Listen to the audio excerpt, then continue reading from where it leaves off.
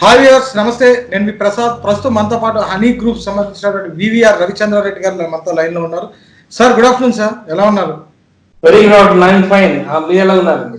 మేము బాగున్నాం సార్. ఏం సార్ ఈ కరోనా ఎఫెక్ట్ ఈ రియల్ ఎస్టేట్ మీద ఎలా పడింది? ఓకే చెప్పండి సార్, కరోనా ఎఫెక్ట్ ఈ రియల్ ఎస్టేట్ మీద ఎలా ఉంది? ఈ కరోనా ఎఫెక్ట్ వల్ల మనకి కొంచెం హయ్యర్ సెగ్మెంట్ కొంచెం ఎఫెక్ట్ అయ్యేటట్టుగా ఉందండి. As of now I mean lockdown period లో కూడా మేము చాలా వరకు ఆన్లైన్ సేల్స్ చేసాం. లైక్ మా కంపెనీ అంతా more than 1 lakh SFT last month మేము సేల్ చేసామండి. It is the biggest achievement. So అంటే the credit goes to my company brand also. ఎందుకంటే మిడ్ సెగ్మెంట్ లో ఎక్కువ రీచ్ అయి ఉన్నాం మేము. సో దట్ ఈస్ వై మాకు ఆ సక్సెస్ వచ్చిందని మేము అనుకుంటున్నాం. బట్ కొన్ని ప్రాజెక్ట్స్ అబౌవ్ 1 crore, అంటే ఒక 1 crore above 2 bedroom flat, 3 bedroom అంటే కొంచెం ఇప్పుడు కస్టమర్స్ ఆలోచిస్తారు ఈ టైంలో ఇది right time to invest are not అనేది ఆలోచిస్తారు. బట్ ఈ 30 lakhs నుంచి 50 lakhs మధ్యన ఉన్న ఈ ప్రాపర్టీస్ డెఫినెట్ గా ఈజీగా మేము సేల్ చేయొచ్చు. ప్రస్తుతానికైతే మిడ్ సెగ్మెంట్ కి ఎటువంటి ప్రాబ్లం లేదు. సార్ అంటే ఇప్పుడు ఆల్రెడీ కన్స్ట్రక్షన్ లో ఉన్నటువంటి ప్రాజెక్ట్స్ అన్ని కూడా గత 2 నెలల నుంచి కూడా ఆగిపోయాయి. ఇప్పుడు కరోనా లాక్డౌన్ పీరియడ్ ఉంది. ఇక్కడ వలస కార్మికులు రావాలన్నా సరే కొంత సమయం పట్టే అవకాశం ఉంది. సో ఇవన్నిటిని కూడా ఎలా బ్యాలెన్స్ చేసే అవకాశం ఉంది? ఇప్పుడు చూడండి, ఇప్పుడున్న సిచ్యువేషన్ లాక్డౌన్ వల్ల ఉన్న ఇప్పుడు కార్మికులు కూడా they are out of station, అందరూ వాళ్ళ ఇంట్లోకి వెళ్ళిపోయారండి. సో డెఫినెట్లీ మనకి అంటే యాజ్ పర్ ఇంటర్నల్ న్యూస్ మనకి అక్టోబర్ వరకు ఇంకా కన్స్ట్రక్షన్ యాక్టివిటీస్ అనేది జరగదు. బట్ స్టిల్ గవర్నమెంట్ మనకి అలౌ చేశారు కన్స్ట్రక్షన్స్ కొంతవరకు మనం స్టార్ట్ చేసుకోవచ్చు అని. సో చాలా వరకు కంపెనీస్ ఇంటర్నల్లీ వర్క్స్ అయితే జరుగుతున్నాయండి. సో మేజర్ అంటే ఈ స్కిల్ లేబర్స్ అనేది మనకి అగైన్ వాళ్ళు బ్యాక్ వచ్చిన తర్వాత రెగ్యులర్ యాక్టివిటీస్ జరుగుతుంది. అంటే స్కిల్ లేబర్ అంటే మ్యాక్సిమం అందరూ బీహార్, ఒరిస్సా ప్రాంతానికి చెందిన వాళ్ళే ఎక్కువ ఉంటారు. వీళ్ళందరూ కూడా వాళ్ళ స్వస్థలాలకు వెళ్ళిపోయారు. సో ఇప్పుడు మీరు హ్యూజ్ కన్స్ట్రక్షన్ స్టార్ట్ చేసినా సరే దాన్ని ఎలా బ్యాలెన్స్ చేస్తారు అంటున్నాను. అదే మేజర్ ఎఫెక్ట్ మనకి అక్కడే ఉంటుంది. అక్టోబర్ వరకు అయితే మనకి మేజర్ కన్స్ట్రక్షన్ అనేది జరగదు. ఇప్పుడున్న సిచ్యువేషన్ లో అక్టోబర్ వరకు మనకి మేజర్ కన్స్ట్రక్షన్ జరగదు. సో మేజర్ యాక్టివిటీస్ మనకి అక్టోబర్ తర్వాత we can expect drastic change. అంటే ఇప్పటికే కన్స్ట్రక్షన్ రంగానికి కొంతమేర పరిమితులతో కూడినటువంటి అవకాశాలు ప్రభుత్వం కల్పించింది. సో దీన్ని మీరు ఎలా యూటిలైజ్ చేసుకోబోతున్నారు?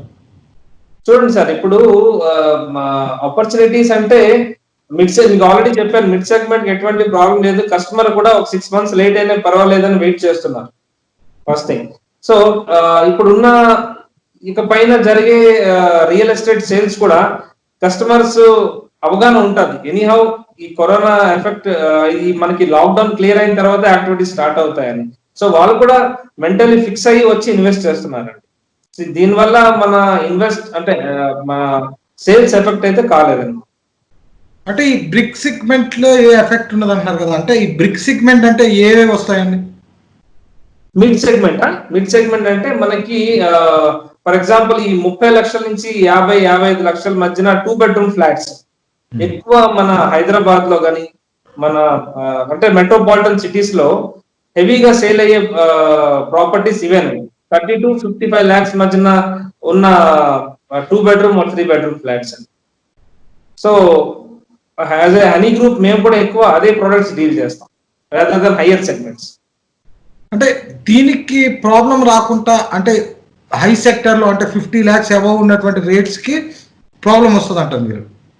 అంటే వస్తుందంటే వాళ్ళ కస్టమర్స్ ఆలోచిస్తారు ఇప్పుడు ఇది right time to invest are not. ఎందుకంటే ఈ కోవిడ్ ఎఫెక్ట్ చూడండి, బేసిక్ గా ఈ అంటే ఎంప్లాయీస్ కూడా మిడ్ సెగ్మెంట్ శాలరీస్ ఉంటారు. లైక్ 50,000 నుంచి 1 lakh మధ్యన ఉన్న శాలరీస్ ఉన్న ఎంప్లాయీస్ వాళ్ళకైతే ఎటువంటి ప్రాబ్లం లేదు యాజ్ ఆఫ్ నౌ. ఎందుకంటే హార్డ్లీ 10-14% జాబ్ లాస్ అయ్యారని న్యూస్ వస్తున్నాయి తప్ప అది పక్కా కాదు.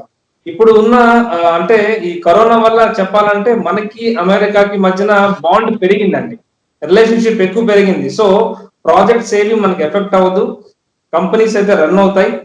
సో అంటే ఇప్పుడు అబౌవ్ 1 lakh ఉన్న కస్టమర్స్ వాళ్ళు ఏంటంటే ఒక 70-80 lakhs 1 crore మధ్యన తీసుకుంటారు ప్రాపర్టీస్. వాళ్ళు కొంచెం ఆలోచిస్తారు, ఇప్పుడు తీసుకోవడం బెటరా లేదా కొంచెం వెయిట్ చేద్దామా, మార్కెట్ కండిషన్ చూసి తీసుకుందాం అని ఆలోచిస్తారు. బట్ ఈ చూడండి, ఫర్ ఎగ్జాంపుల్ ఒక 70,000 ఉన్న ఒక employee, normal employee, so is paying around 20,000 rupees only rent. అదే ఆయన ఒక 40 lakh రూపీస్ ఒక ప్రాపర్టీ తీసుకుంటే హార్డ్లీ ఆయనకి ఒక 27 to 30,000 మధ్యన ఆయనకి ఈఎంఐ పడుతుంది. సో ఆయనకి అంత ఎఫెక్ట్ ఉండదు. That's what. అంటే ఇప్పుడు బేసిక్ గా ఈ రియల్ ఎస్టేట్ మీద ఏ రంగంపై ఈ కరోనా ప్రభావం తీవ్రంగా చూపిస్తుందండి? రియల్ ఎస్టేట్ అంటే సార్ ప్రస్తుతానికి ఓపెన్ ప్లాట్స్ అంటే ఈ రెసిడెన్షియల్ ప్లాట్స్ మీద కొంచెం ఎఫెక్ట్ ఉందండి, ఫస్ట్ థింగ్. రెండోది ఏంటంటే అబవ్ మిడ్ సెగ్మెంట్, మీకు ఆల్రెడీ చెప్పాను 1 crore rupees property, for example ఒక 1.5 కోటి పెట్టి ఒక ఫ్లాట్ కొందామంటే కస్టమర్స్ ఆలోచిస్తారు. ఆ సెగ్మెంట్ కొంచెం ఎఫెక్ట్ అయితే ఉందండి లైట్ గా. సార్ ఇప్పుడు ఈ రియల్ ఎస్టేట్ పేపర్లో యాడ్స్ అవి ఇస్తుంటారు కదా, అసలు ఈ ప్లాట్ కి ఫ్లాట్ కి అసలు డిఫరెన్స్ ఏంటి, ఎందుకు ఈ కన్ఫ్యూజన్? అంటే ప్లాట్ అంటే ఓపెన్ ల్యాండ్ అండి, అది బేసిక్ గా మార్కెట్ కండిషన్స్ బట్టి పెరుగుతుంటది తగ్గుతుంటది. ఓకే. బట్ ఈ కన్స్ట్రక్షన్ యూనిట్ అనేది ఫిక్స్ అన్నమాట. అది అంటే మేబీ ఎకనామికల్ గా బాగా పడిపోతే చెప్పలేము, కానీ ప్రస్తుతానికి అయితే కన్స్ట్రక్షన్ సెగ్మెంట్ పడలేదండి, స్టాగ్నెంట్ గా ఉంది, అలాగని పెరగలేదు కూడా. అంటే ఈ మధ్య కాలంలో సిమెంట్ ధరలు అవి కూడా పెరిగాయి కదండి, ఆ ప్రభావం దీనిపై చూపిస్తుందా? అంటే ఆల్రెడీ మార్కెట్ పెరిగిందండి, డ్యూ టు సిమెంట్ పెరిగింది, ఇక్కడ స్టీల్ కూడా పెరిగిందండి. సో దీనివల్ల మార్కెట్ కూడా, అంటే మీకు ఒక చిన్న ఎగ్జాంపుల్ చెప్తాను. లాస్ట్ అంటే 1 year back 3,500 rupees per SFT అమ్మిన ప్రాపర్టీస్ ఇప్పుడు 4,200 పెరిగింది, because of market conditions and rate, అంటే ఈ మెటీరియల్ రేట్ కూడా పెరిగినందుకు రేట్స్ కూడా పెరిగాయండి. సో ప్రస్తుతానికి ఆ రేట్స్ స్టాగ్నెంట్ అయ్యాయి, పెరగటం లేదు, అలాగని తగ్గటం లేదు. ఇప్పుడు ఏదైనా సరే ఒక ఫ్లాట్ కొనుక్కోవాలనుకున్నప్పుడు దానికి ఎన్ని సంవత్సరాల్లో ఫ్లాట్ కొనుక్కుంటే మంచిదండి? సార్ ప్లాట్ అనేది చూడండి, ల్యాండ్ అనేది ఎప్పుడు అది గ్రోయింగ్ అసెటేనండి. సో ఇప్పుడు ఉన్న సిచ్యువేషన్ ఏంటంటే మేబీ ప్లాట్ మార్కెట్ కొంచెం పడేటట్టుగా ఉంది, అంటే రేట్స్ తగ్గే ఛాన్సెస్ ఉన్నాయి ప్లాట్స్ కి, అందుకే కస్టమర్స్ ఆలోచిస్తున్నారు. అంటే నా ఎక్స్పీరియన్స్ చెప్తున్నాను, నేను ఎవ్రీడే ప్రతిరోజు నేను కస్టమర్స్ తో ఇంటరాక్ట్ అవుతానండి. సో కస్టమర్స్ నుంచి వచ్చే ఫీడ్బ్యాక్ బట్టి నేను మీకు ఇది రిపోర్ట్ చెప్పగలుగుతున్నాను అనమాట. సో చెప్పండి. ఇప్పుడు కన్స్ట్రక్షన్ లో ఉండేటువంటి బిల్డింగ్స్ కానీ అపార్ట్మెంట్స్ కానీ ఉంటాయి కదండి, అవి ఎన్ని సంవత్సరాలు అయితే మనం తీసుకోవచ్చు? బ్యాంక్ లోన్స్ కూడా ఎన్ని సంవత్సరాల వరకు మనకి ఇస్తుందండి? అంటే మీరు చెప్తున్న కన్స్ట్రక్షన్ స్టేజ్ అంటున్నారా, ఎప్పుడు కంప్లీట్ అయ్యేది అంటున్నారా? ఆల్రెడీ కంప్లీట్ అవి వేరే వాళ్ళ ఆక్యుపేషన్ లో ఉన్నవండి, అంటే సెకండ్స్ అమ్ముతారు కదా అపార్ట్మెంట్స్. అవును. అవి ఎన్ని ఇయర్స్ లోపు అయితే తీసుకోవచ్చు? అలాగే కన్స్ట్రక్షన్ బిల్డింగ్స్ కూడా ఉంటాయి కదా, ఇప్పుడు 2 bedroom ఉంది, పైన కింద పోర్షన్స్ ఉంటాయి, అవి ఎన్ని సంవత్సరాల లోపు అయితే మనకు బ్యాంకు ఈ లోన్స్ అవి కూడా ఇస్తుంది ఇలాంటివి? అంటే సార్ ఇప్పుడున్న, అంటే నేను హైదరాబాద్ బేస్ చేసి చెప్తున్నానండి, కస్టమర్స్ కూడా అంటే ఎక్కువ ఉన్నారు మనకి. సో ఇప్పుడు ఉన్న సిచ్యువేషన్ లో కస్టమర్స్ రెడీ టు మూవ్ చూస్తున్నారండి. రెడీ టు మూవ్ లేదు అంటే 1 year లో కంప్లీట్ అయ్యే ప్రాజెక్ట్స్ ఎక్కువ మనకి ఎంక్వైరీస్ వస్తున్నాయండి. 1 year లో కంప్లీట్ అయ్యే ప్రాజెక్ట్స్ ఎక్కువ ఎంక్వైరీస్ వస్తున్నాయి మనకి. మీ హనీ గ్రూప్ ఏ ఏరియాలో ఎక్కువ ఈ కన్స్ట్రక్షన్ జరుగుతుంటదండి? సార్ హనీ గ్రూప్ మనకు 7 branches ఉన్నాయండి హైదరాబాద్ లో. We have 7 branches. Almost 80% Hyderabad మేము కవర్ చేసామండి. మేము we are dealing with more than 100 properties అండి. అంటే ఏ ఏ ఏరియాస్ లో ఎక్కువ మీరు సేల్స్ అవుతుంటారు? మేజర్ ఏరియాస్ అంటే కూకట్పల్లి, మన ఐటీ గచ్చిబౌలికి సరౌండింగ్ ఏరియాస్ అన్ని మేము చూస్తున్నామండి.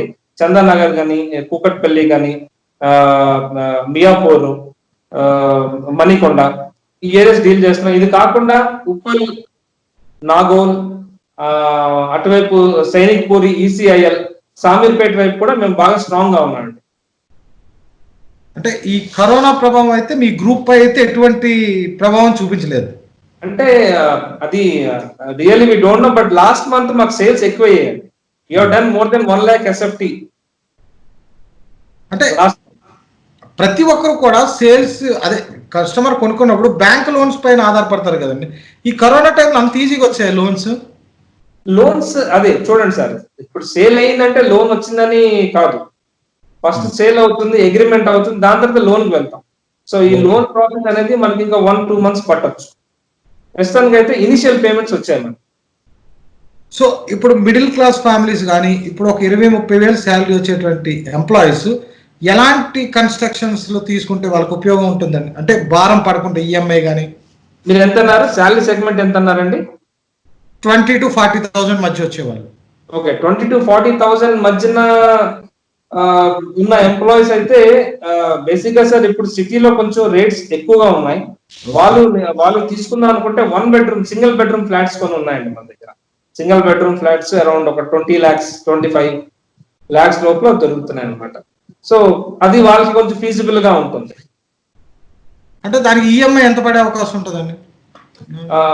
ఈఎంఐ అంటే సపోజ్ ఒక 20 lakhs లోన్ తీసుకున్నారు అనుకోండి, వాళ్ళకి అరౌండ్ ఒక 17,000 వరకు ఈఎంఐ పడుతుంది. అంటే ఈ single bedroom flats already construction ఉన్నాయి మీ దగ్గర? ఉన్నాయి. అది ఏ ఏరియాస్ లో ఉన్నాయండి? కూకట్పల్లి మనకి ఇక్కడ పటాన్ చెరువు దగ్గర ఉన్నాయండి. పటాన్ చెరువు అటు ఉప్పల్ దగ్గరలో కొన్ని ప్రాపర్టీస్.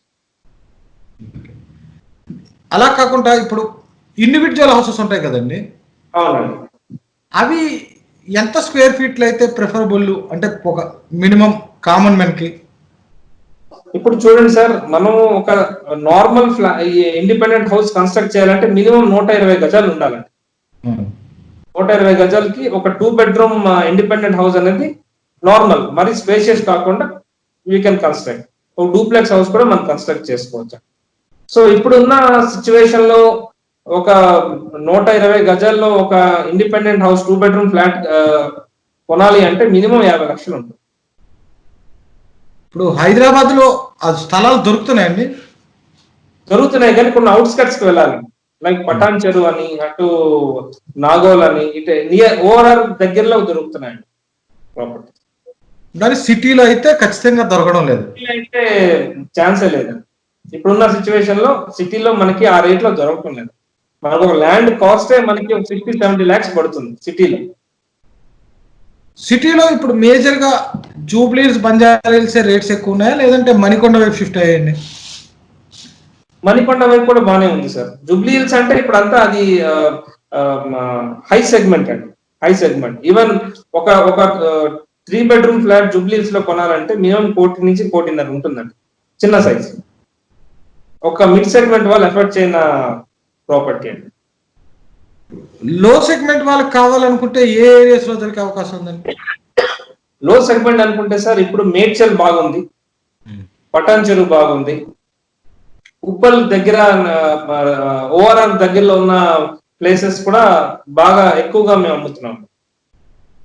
సో ఇప్పుడు వరంగల్కి వెళ్ళి హైవేస్ మీద వీటన్నిటి మీద కూడా కొత్తగా ప్రాజెక్ట్స్ చేస్తున్నారు కదండి.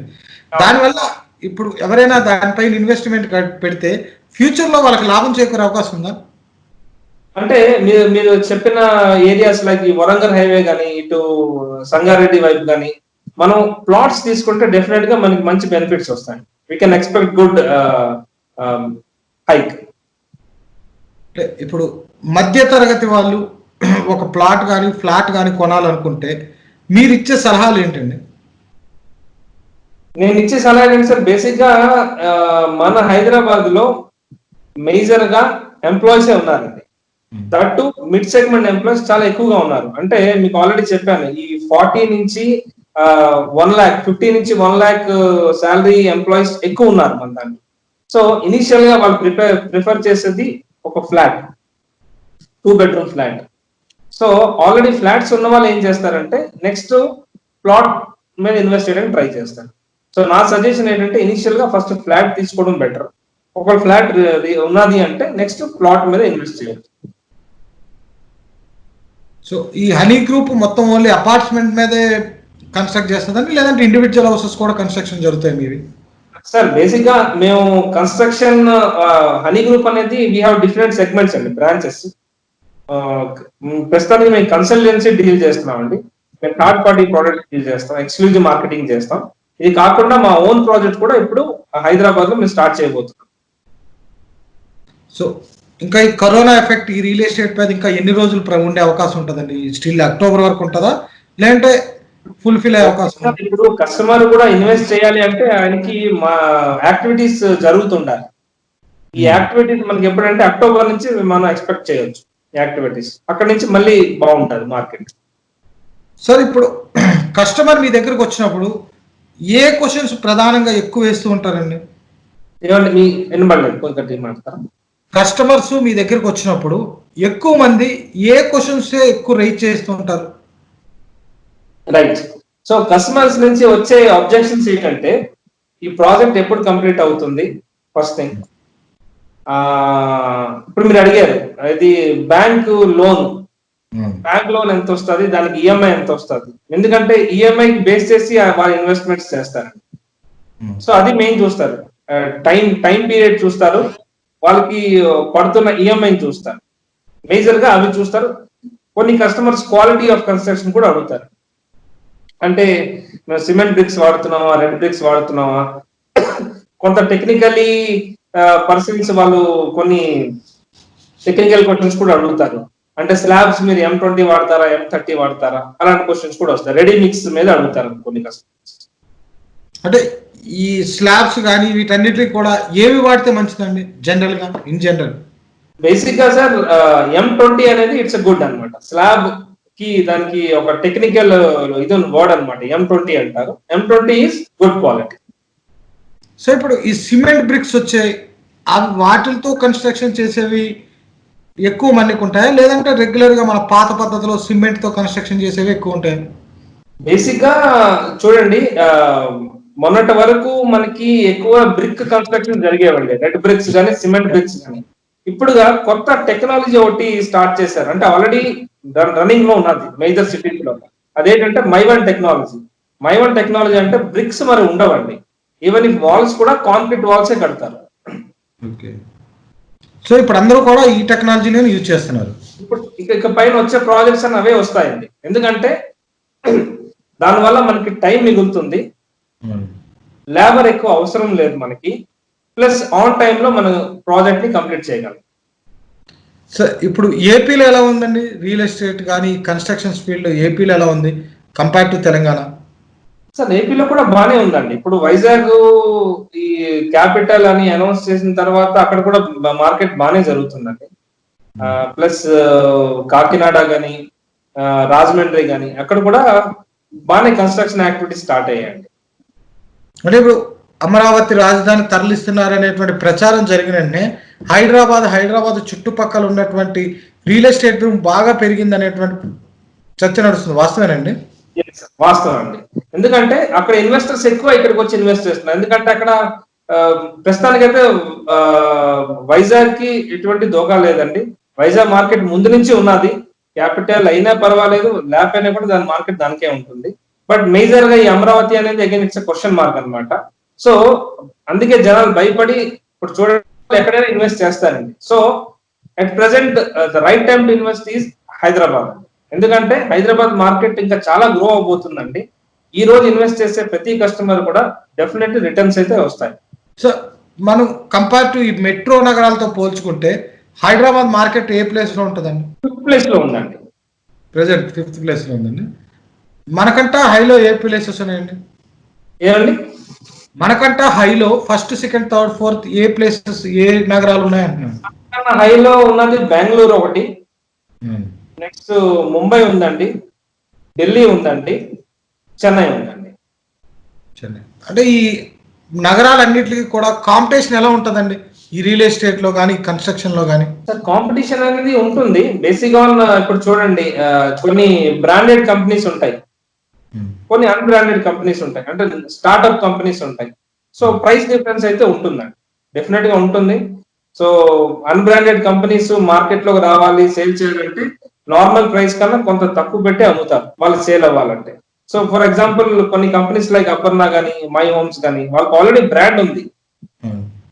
డోంట్ నీడ్ మార్కెటింగ్, కస్టమర్స్ వెళ్ళి కొంటారు. కానీ కొన్ని companies they have to increase market increase చేయాలంటే ప్రైస్ ని తగ్గించాలి. అంటే ఇప్పుడు బ్రాండెడ్ కంపెనీలో కొనుక్కునే దానికి నార్మల్ గా కొనుక్కునే దానికి డిఫరెన్స్ ఏమైనా ఉంటుందా? ఆనెస్ట్లీ చెప్పాలంటే డిఫరెన్స్ ఏమీ లేదండి. ఫర్ ఎగ్జాంపుల్ ఒక గేటెడ్ కమ్యూనిటీ, ఒక అన్బ్రాండెడ్ కంపెనీ, అంటే జస్ట్ ఒక మార్కెట్ లోకి వచ్చిన కంపెనీ ఒక గేటెడ్ కమ్యూనిటీ కన్స్ట్రక్ట్ చేస్తుంది, ఒక అపర్ణ లాంటి కంపెనీ గేటెడ్ కమ్యూనిటీ కన్స్ట్రక్ట్ చేస్తుంది. రెండు ఫీచర్స్ ఒకటే ఉంటది, అంబియన్స్ ఒకటే ఉంటది, లివింగ్ స్టైల్ ఒకటే ఉంటది. ఏంటంటే జస్ట్ బ్రాండ్ నేమ్. ఇప్పుడు కొత్తగా మార్కెట్ లో ఎవరైనా సరే డబుల్ బెడ్రూమ్ కొనుక్కోవాలన్నా, త్రిబుల్ బెడ్రూమ్ కొనుక్కోవాలన్నా మీరు ఇచ్చే సలహా ఏంటి? అంటే ఎలాంటివి యూజ్ చేయాలని మీరు? సో నేను ఇచ్చే సలహా ఏంటంటే సార్, వాళ్ళకున్న ఫినాన్షియల్ కండిషన్స్ బట్టి, అంటే బేసిక్ గా మేము ఒక చెప్పాలంటే we are real estate advisors. Okay. Customers మాకు ఎనీ టైం కాల్ చేయొచ్చు, మా దగ్గర కొనకపోయినా పర్వాలేదు, but we give a good advice. అంటే వాళ్ళకున్న ఫినాన్షియల్ సిచ్యువేషన్ బట్టి, ఆయన వర్క్ చేస్తున్న ప్లేస్ బట్టి మేము కొన్ని ఏరియాస్ సజెస్ట్ చేస్తాం, కొన్ని ప్రాజెక్ట్స్ సజెస్ట్ చేస్తాం అనమాట. సో డెఫినెట్లీ వాళ్ళు కూడా చాలా ఫీజిబుల్ గా ఉంటది అండ్ ఈజీగా ఉంటుంది. Okay sir, thank you Ravichandra Reddy గారు. మనం ఈ కరోనా అయిపోయిన తర్వాత పర్సనల్ గా కలిసి ఫేస్ టు ఫేస్ ఇంటర్వ్యూ తీసుకుందాం. ఎందుకంటే ఇది వల్ల నెట్ ప్రాబ్లం ఉంది ఇద్దరికి కూడా, లేకుండా ఇది అయిపోయిన తర్వాత మనం ఖచ్చితంగా కలిసి కస్టమర్స్ కి మరింత చేరువయ్యేలాగా ఫేస్ టు ఫేస్ ఇంటర్వ్యూ తీసుకుందాం. Thank you. Sure sir, thank you. Nice talking to you అండి. Thank you.